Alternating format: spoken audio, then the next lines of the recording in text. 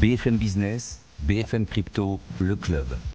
Sandra Gandoin. Beaucoup de sujets à discuter aujourd'hui. Bienvenue dans BFM Crypto, le club. Je suis ravie de vous retrouver pour ce nouveau numéro de l'émission en direct jusqu'à 15h30 avec aujourd'hui mes experts. Gary Beneza, fondateur de Crypto Coolies. Bonjour Gary. Bonjour Sandra. Ravi de vous retrouver. Alexis Boéglin, directeur des opérations chez Crypcool. Bonjour Alexis. Et Benoît Pelvoisin, directeur marketing, communication, relations investisseurs de CoinShares. Bonjour. Bonjour. Benoît, vous nous écrivez pour nous joindre à cette adresse crypto@bfmbusiness.fr. On répond à toutes vos questions, que vous soyez novice ou investisseur averti. On vous répond le jeudi avec Morgane Landu et Stéphane Ifra. BFM Crypto, le club, c'est parti.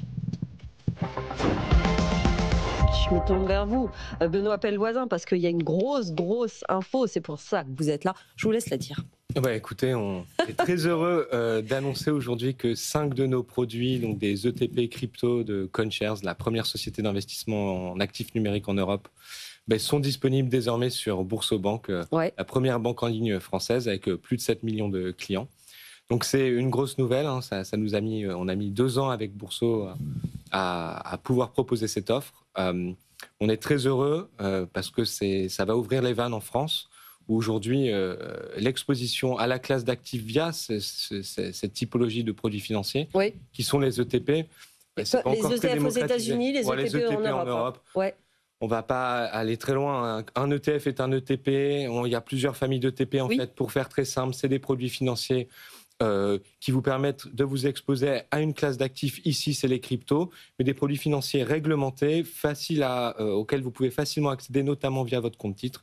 C'est aussi simple que ça. C'est intéressant parce qu'on rappelle ce que c'est CoinShares. CoinShares, c'est 6 milliards de dollars d'actifs sous gestion, leader européen de l'investissement en actifs numériques. Avec ce partenariat, vous travaillez avec Boursobank, 7 millions de clients. Et c'est là, quand on voit ces chiffres-là, que ça va être intéressant pour toucher les investisseurs avec ce nouveau type de produit. Pourquoi c'est important de faire ça aujourd'hui ?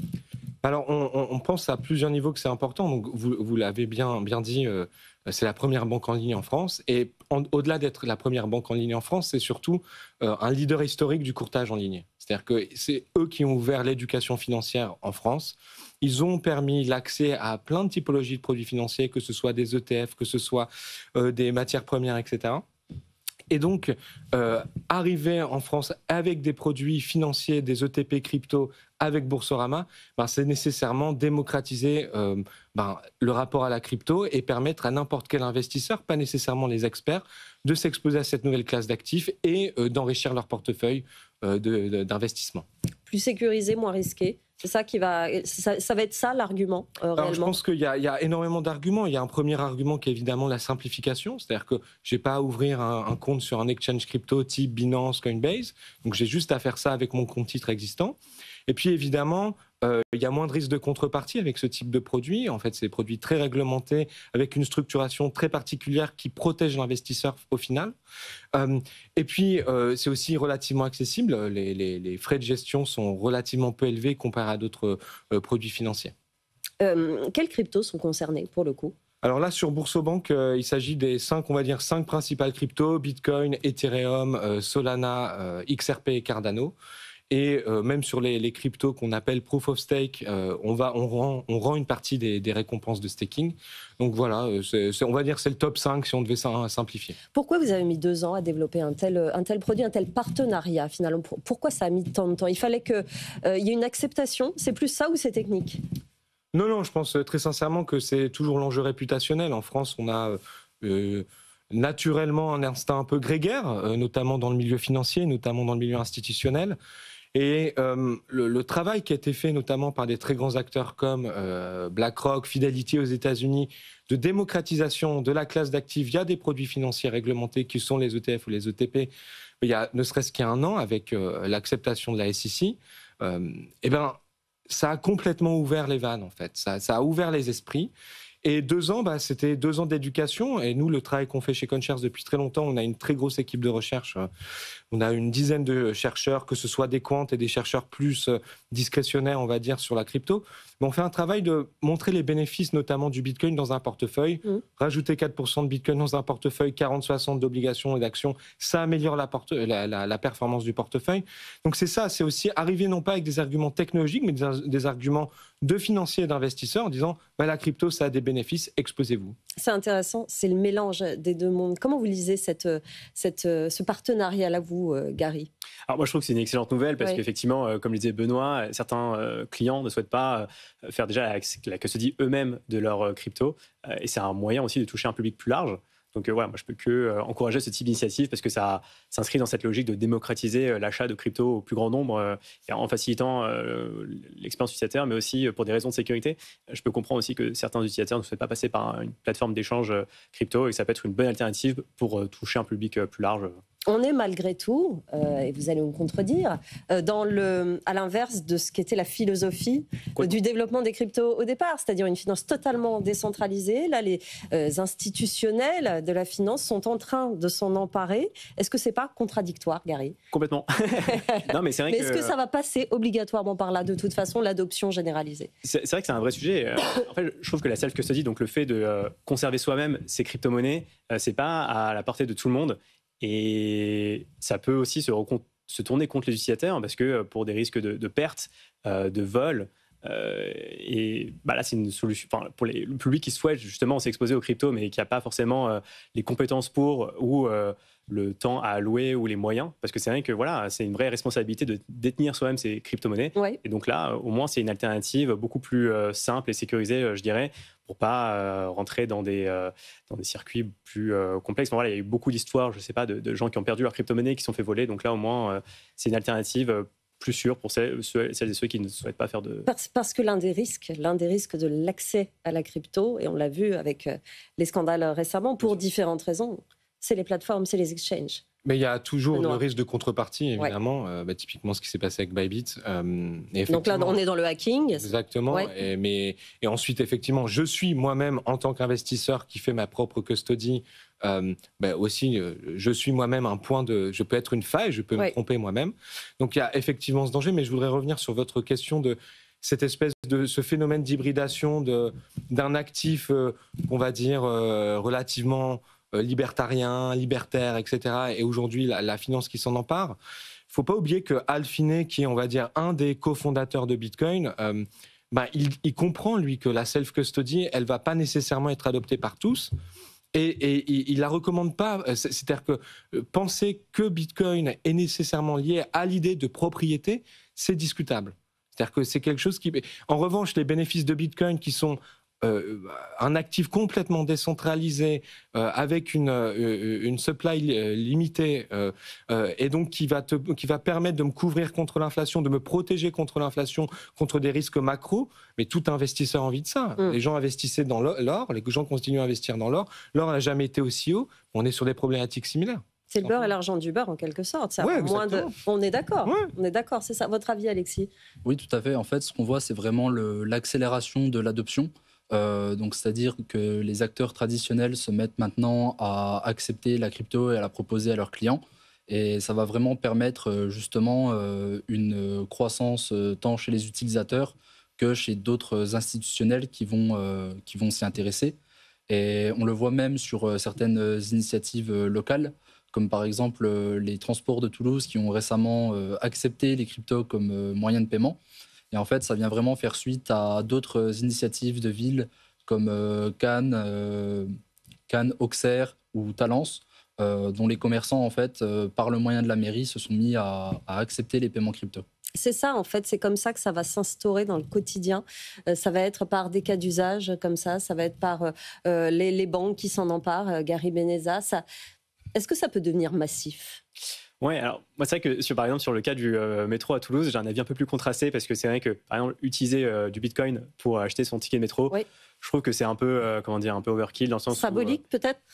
C'est symbolique, voilà, mais en termes d'usage, c'est pas forcément la première fonctionnalité de Bitcoin. Moi, je vois plus comme un refuge de valeur, comme un moyen de devenir un peu souverain de devenir sa propre banque, en fait.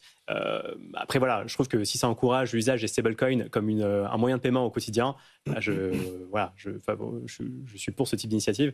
Et voilà, ici, je pense que Bitcoin a une certaine utilité et pour acheter des biens de la vie de tous les jours et faire des transactions on va dire, très commerciales, hein, que ce soit pour acheter du pain ou ce genre de choses. Voilà, je trouve que ce n'est pas forcément la fonctionnalité première. Mais voilà, c'est symbolique, comme vous le disiez. Et voilà, ça peut que, justement, à chaque fois, voilà, marteler dans la tête des gens. Il existe aussi cette alternative. Ouais. Donc, c'est aussi voilà. Et la faire connaître. Et voilà, exactement. Ça, effectivement. Est-ce que ça peut nous faire rattraper notre retard par rapport à nos voisins dans l'adoption des grosses cryptos? Benoît, on a un peu de retard? Alors, moi, je pense que la France n'a pas du tout de retard. En tout cas, en Europe, il y a un rapport beaucoup plus sophistiqué, en fait, à la crypto. En revanche, on a un retard en France plus global sur le rapport à l'investissement qui est lié à notre... Et à la finance. Et à la finance, voilà. en général, à l'éducation financière. Voilà. Il y a l'argent, mais qui est lié aussi à tout simplement notre modèle de retraite, qui n'est pas un modèle de retraite par capitalisation, mais un modèle de retraite par répartition. Et typiquement, nous, un de nos plus gros produits, il est disponible en Suède. Cet ETP qu'on a créé, il date depuis 2015. Hein, c'est-à-dire le premier ETP Bitcoin au monde, il date de 2015. Il a été créé par CoinShares. Il est en Suède. Et en fait, les gens peuvent le mettre dans leur ISK qui correspond en fait à leur PER depuis 2015. C'est-à-dire qu'on a des Suédois. On pense que nous, on aime dire que c'est le produit financier qui a rendu le plus de gens millionnaires au monde, parce qu'en gros, il a permis à des gens depuis 2015 de mettre ça dans leur compte en fait retraite, parce qu'il y a une particularité notamment du système suédois qui est très intéressante, c'est que les citoyens suédois doivent gérer 5% de ce qu'ils capitalisent pour leur retraite. Donc ça les pousse à s'éduquer financièrement et aussi ça les pousse à investir dans des sociétés suédoises notamment. On a vu aussi que BlackRock sortait ses ETP aussi sur Boursobank, introduction donc en Europe. Ça dit quoi des ambitions de BlackRock en Europe, après ce qu'il a fait sur les ETF aux États-Unis, Gary? Elles sont plus à cacher, je pense, maintenant. C'est vrai que comment dire, ça montre aussi que l'Europe est un vrai aussi enjeu pour eux et qu'ils ne sont pas concentrés que sur les États-Unis. Donc voilà, c'est aussi un signal positif, on va dire, pour l'Europe, où la réglementation finalement n'est pas tant un frein que ça. Sur le fait qu'ils arrivent quand même sur ce marché-là. Mais est-ce que on peut dire que BlackRock peut faire la pluie et le beau temps sur les cryptos en Europe, que ça, comment dire, ça enlève des complexes. Si BlackRock y va, tout le monde y va. Alors, mais ce qui est très intéressant, c'est que nous, on a par exemple fait un ETP Bitcoin avec Invesco, donc qui est aussi, je pense, le deuxième ou peut-être troisième plus gros gestionnaire d'actifs au monde, en Europe. Ça a marché, mais c'est pas non plus mirobolant, c'est pas comparable à ce qu'a fait BlackRock aux États-Unis. Fidelity a fait quelque chose de similaire aussi en Europe. Donc moi, je suis très curieux. Je suis à la fois extrêmement positif sur l'arrivée de BlackRock, parce que comme vous l'avez dit, c'est-à-dire que BlackRock, c'est un petit peu comme je sais pas, un grand créateur de tendance, en fait, mais dans la finance, non pas dans la mode. Tout à fait. Quand BlackRock arrive, quand New York, nous on aime dire à Paris, quand Paris souffle le beau temps sur la mode, à New York, c'est la même chose sur la finance, et quand BlackRock arrive, en général, ça change les mentalités. Donc, on trouve ça extrêmement positif, en sachant que le marché européen est très différent des États-Unis, beaucoup plus fragmenté. Je donnais l'exemple de la Suède. Donc, des rapports à l'investissement très différents, que ce soit en France, en Italie, en Allemagne, en Scandinavie, et surtout un marché qui existe depuis 2015. Depuis 2015, il y a des ETP, Bitcoin et crypto en Europe. Qui ça peut ramener comme client potentiel? Quels sont les clients visés par ce partenariat que vous avez fait avec Boursobank? La clientèle de Boursobank particulièrement, elle ressemble à quoi? Là, très sincèrement, c'est, on va dire, l'investisseur lambda français qui a des ETF, qui a des actions dans son PEA, qui a de l'assurance vie, avec quand même une particularité que Bourso s'adresse plutôt à des gens relativement sophistiqués et curieux, on va dire. Voilà. Des jeunes? Des jeunes, mais pas nécessairement. Plutôt des gens, des boursicoteurs, comme on pourrait dire, comme on disait avant. Ouais. Sur BlackRock, vous avez quelque chose à rajouter, Gary? Non, mais j'avais une question peut-être pour Benoît, parce que c'est vrai que, est-ce que CoinShares voit cette arrivée de BlackRock d'un bon ou d'un mauvais œil? Parce que d'un côté, ça fait un concurrent en plus, mais d'un autre côté, ça ouvre des portes. Ouais, voilà. Mais exactement. En fait, déjà, on a une très bonne relation avec BlackRock, puisqu'on est aussi, nous, listés, on a un ETF aux États-Unis. Et Qu'on soit très clair, on ne joue pas dans la même cour. Enfin, on n'est pas là pour se comparer à BlackRock. En revanche, ils ouvrent des portes, ils changent les mentalités, ils participent à l'éducation. La qualité du contenu de recherche produit par BlackRock est remarquable. Par ailleurs, BlackRock distribue notre recherche aussi. Donc, ça montre qu'on a une relation plutôt forte. Après, nous, notre vision, c'est de se dire on ne sera jamais BlackRock, mais on va essayer de fournir des produits plus exotiques, plus originaux que BlackRock ne ferait pas, parce que ce n'est pas dans son ADN. Et c'est plutôt ça, rechercher cette complémentarité. On a BlackRock qui ouvre des portes, qui casse les prix.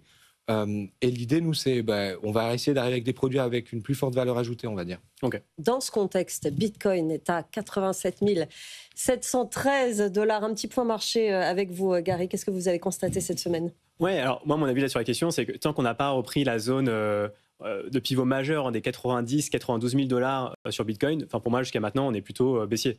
On pourra repasser haussier si on arrive à dépasser cette zone majeure, mais c'est vraiment une zone majeure qu'il faut redépasser. Et jusqu'à maintenant, voilà, c'est juste un rebond.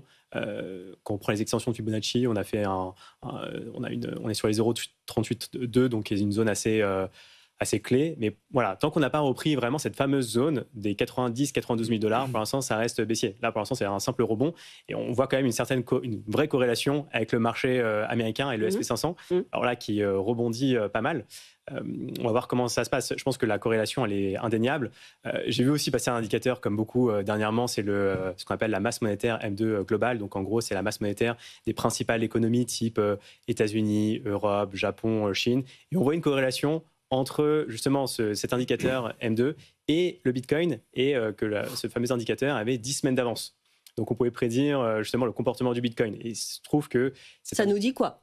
Alors ça dit que là, normalement, il devrait y avoir un rebond. C'est ce qui s'est passé pour l'instant. Après, voilà, je trouve que c'est un peu simpliste d'utiliser ce type d'indicateur pour justement établir des liens de cause à effet, parce que c'est beaucoup plus complexe que ça.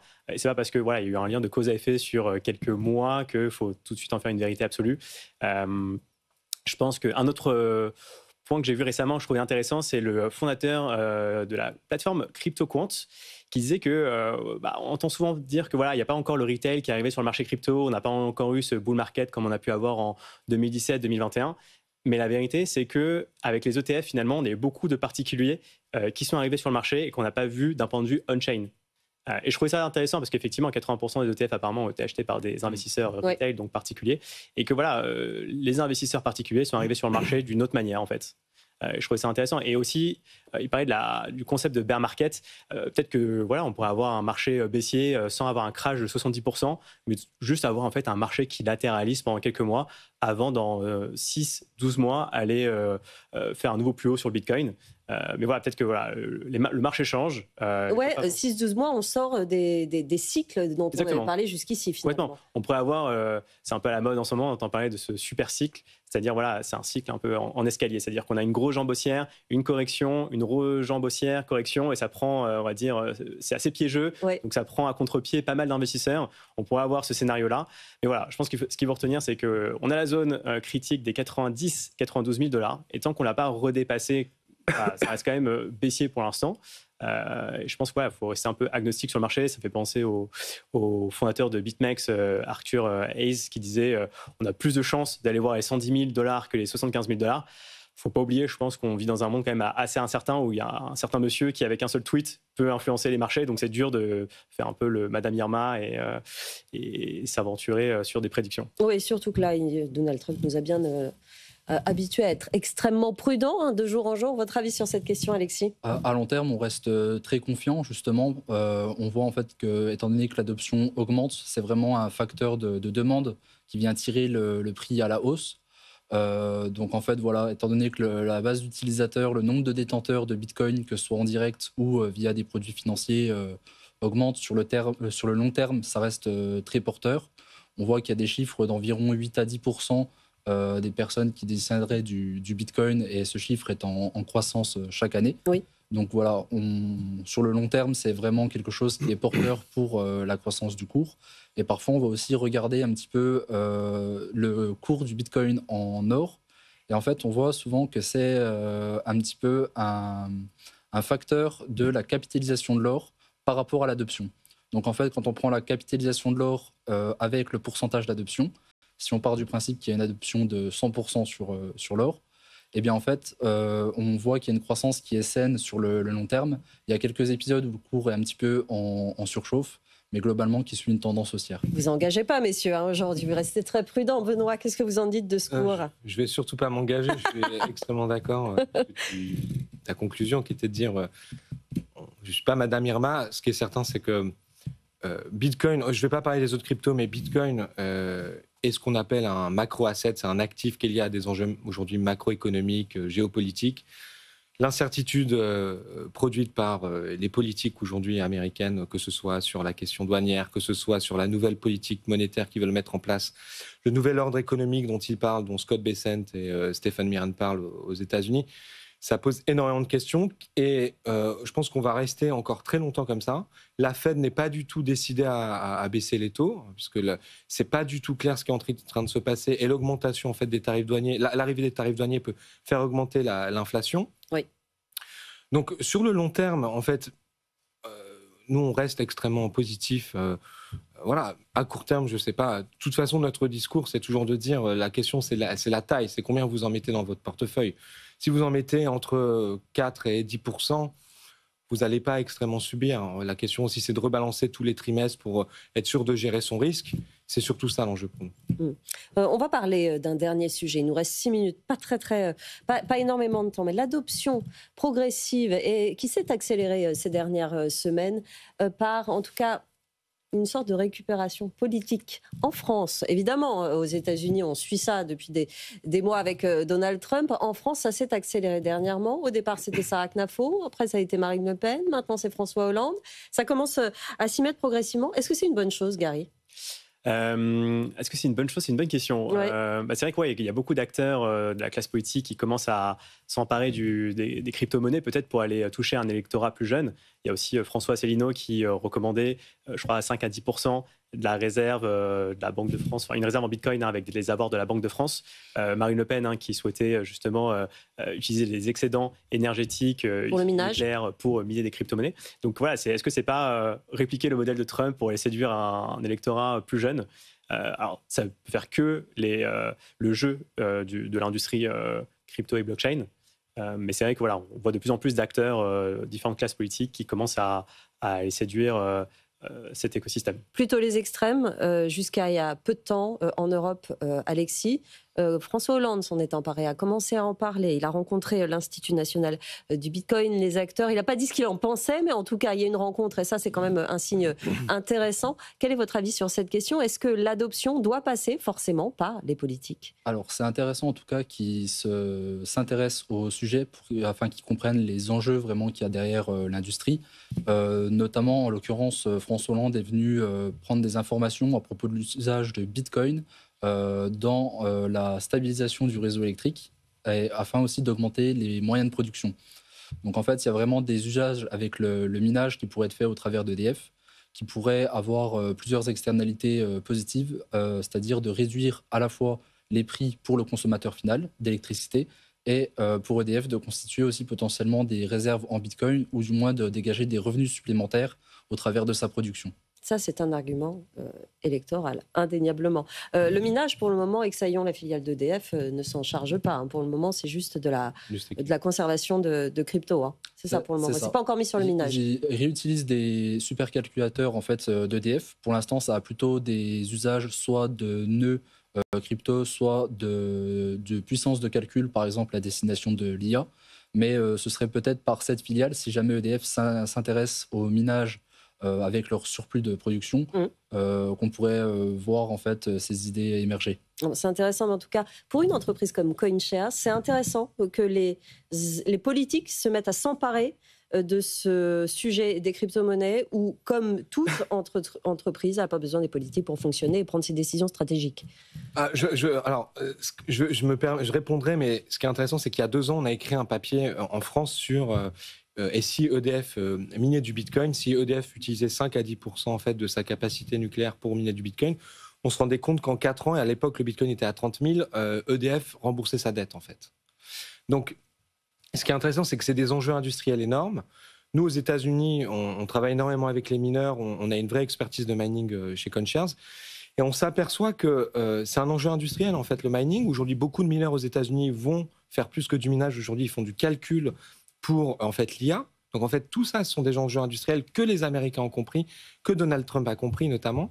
Et puis, c'est très intéressant que François Hollande s'en empare parce que c'est vrai que ça a énormément d'enjeux pour financer la nouvelle infrastructure électrique, financer des nouveaux projets tout simplement d'énergie, d'extraction de certaines énergies. Ouais. On voit que ça marche comme ça aux États-Unis. En fait, il y a une hybridation qui est en train de se passer. Et pour revenir à cette question de est-ce que pour nous c'est important ? C'est important parce que ça a été souvent un angle mort. Et là, qui s'y intéresse sous l'angle industriel notamment, là, ça devient très intéressant. Et après, la question de les extrêmes, notamment en Europe, qui s'intéressent à la crypto, à Bitcoin, alors surtout une partie des extrêmes, on va dire.